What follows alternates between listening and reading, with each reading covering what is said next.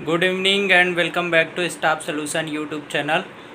साथियों, देखिए ऐसा है कि लॉकडाउन लगे हुए बहुत दिन बीत रहे हैं और पिछले 1 साल से यही प्रोग्राम चल रहा है।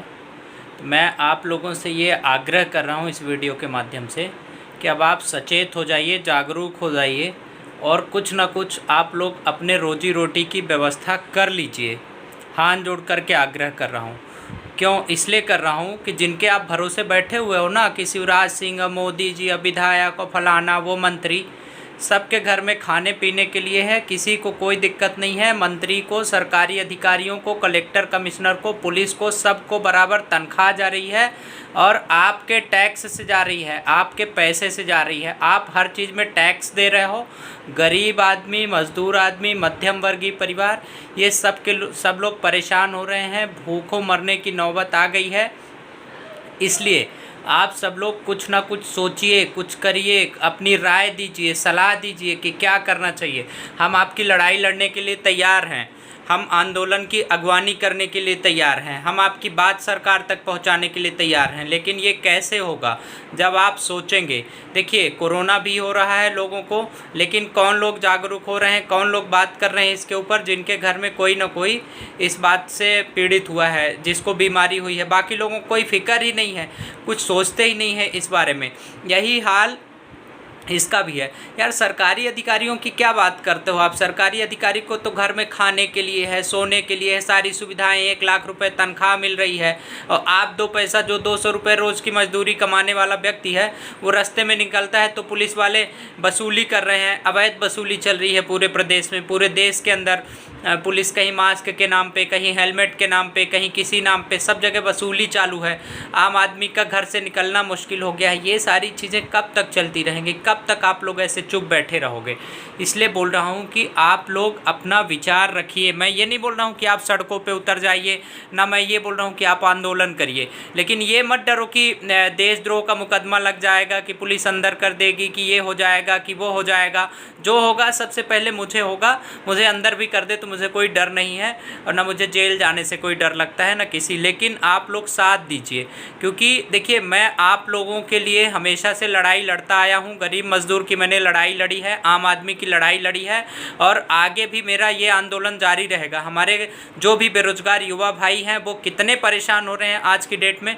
सारे इंटरव्यूज़ बंद करने पड़े हैं, सारी वैकेंसीज आना बंद हो रही हैं। धीरे धीरे वर्क फ्रॉम होम देने के लिए हमने सोचा था, वो भी बहुत कम आ रहे हैं।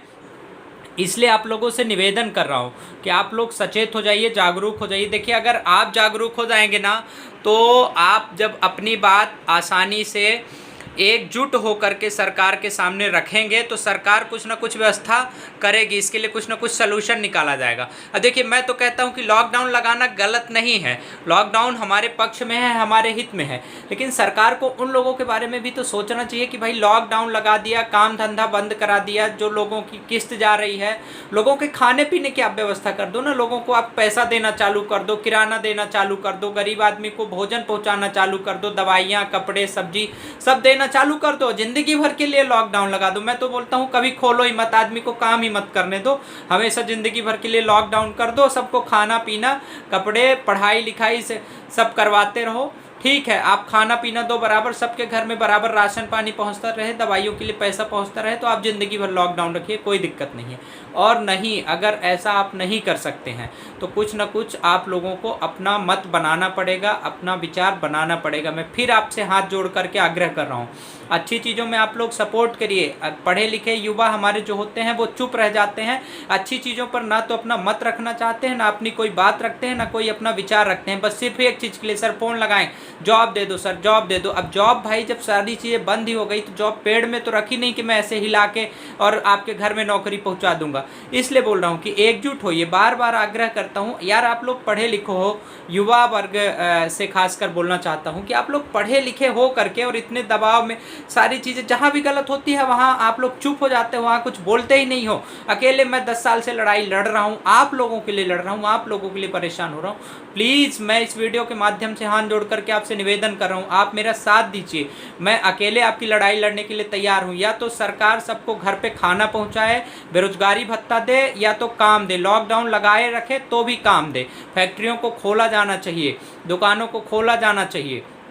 इसलिए खोना जाना, हाँ नियम ज़रूरी है, लोगों को समझाइश दे। जितना कार्यवाही करने में और उसमें वो फोर्स लगाती है ना सरकार, उतना अगर लोगों को समझाइश देने में और अच्छे से बात करने में जितना पैसा खर्च करती है, उतना समझाने में पैसा खर्च करे तो इस देश के अंदर जागरूकता आ जाए। शिक्षा व्यवस्था को दुरुस्त करने में और स्वास्थ्य व्यवस्था को दुरुस्त करने में उतना अगर सरकार पैसा खर्च करेगी ना, तो बहुत सारी समस्याएं अपने आप ठीक हो जाएंगी। लोगों को जागरूक करना चाहिए सरकार को, तो जागरूक करने की जगह काम बंद कर रही है, लॉकडाउन लगा रही है, खाना पीना बंद करवा रही है। ये कोई इस चीज़ का सलूशन नहीं है। इसलिए प्लीज़ मैं आप लोगों से रिक्वेस्ट कर रहा हूँ कि आप लोग अपना सुझाव दीजिए, अपना मत दीजिए। कमेंट बॉक्स में आप नीचे बताइए कि क्या हो सकता है, इस प्रॉब्लम का सलूशन क्या हो सकता है आपके हिसाब से।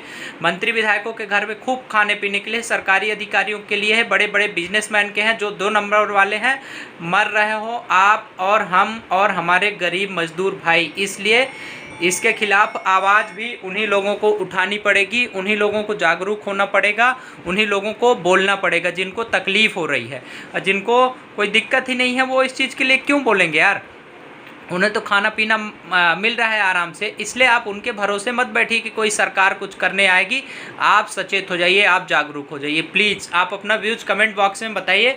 हम एक मुख्यमंत्री जी को पत्र लिखेंगे इस मामले में और आप सभी लोगों के सिग्नेचर करवाएंगे उस पत्र के माध्यम से। तो आप लोग अपना विचार दीजिए कमेंट बॉक्स में कि क्या करना चाहिए। जय हिंद।